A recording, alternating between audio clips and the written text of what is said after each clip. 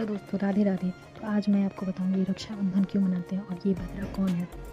दोस्तों, रक्षाबंधन का त्यौहार आते ही हम सब खुशियों में डूब जाते हैं। बहनें अपने भाइयों की कलाई पर रेशम का धागा बांधती है और भाई की उनकी रक्षा का वचन देते हैं।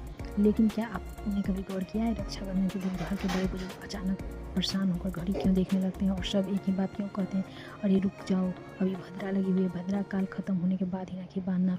आखिर कौन है यह भद्रा, क्यों हर शुभ काम में इसका साया मंडराता है और भद्रा काल में राखी बांधने से रावण का विनाश कैसे हुआ, आइए जानते हैं इस पौराणिक और दिलचस्प कहानी।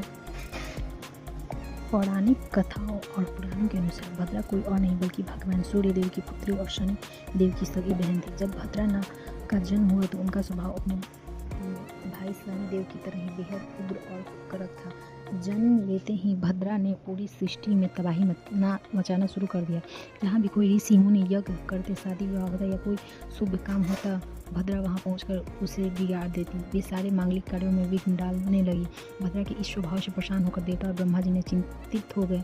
तो ब्रह्मा जी ने भद्रा को समझाकर कहा, हे भद्रा, तुम काल यानी पंचांग के एक मुख्य भाग करण में निवास करो। जो भी मनुष्य तुम्हारे समय काल भद्रा काल यानी कि कोई शुभ कार्य करेगा तो उसका परिणाम शुभ नहीं होगा। बस तभी से भद्रा काल में विवाह, गृह प्रवेश और राखी बांधने जैसे शुभ काम पूरी तरह वर्जित यानी कि मना है। शास्त्रों में एक बहुत बड़ी चेतावनी दी गई है कि भद्रा काल में कभी भी रक्षा सूत्र नहीं बांधना चाहिए। इसके पीछे लंकापति रावण से जुड़ी एक बहुत ही चर्चित पौराणिक मान्यता है। कहा जाता है कि रावण की भंसूट नखा ने भद्रा काल में दौरान ही अपने भाई रावण की कलाई पर रक्षा सूत्र बांधा था। परिणाम क्या हुआ, भद्रा के अशुभ प्रभाव के कारण रावण का अहंकार बढ़ा।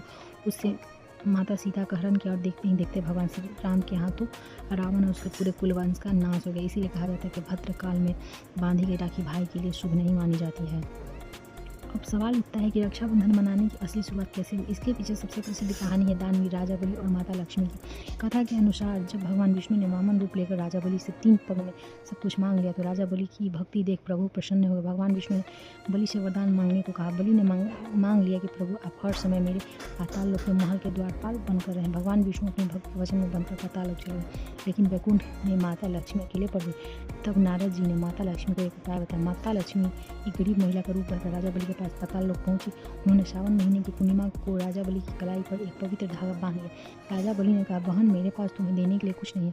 तब माता लक्ष्मी अपने असली रूप में आई और बोली, भैया, मुझे उपहार में केवल मेरे स्वामी भगवान विष्णु चाहिए। राजा बलि ने खुशी खुशी भगवान विष्णु को माता लक्ष्मी के साथ विदा कर दिया। उसी दिन से भाई बहन के इस अटूट प्रेम पर्व रक्षाबंधन की शुरुआत हुई।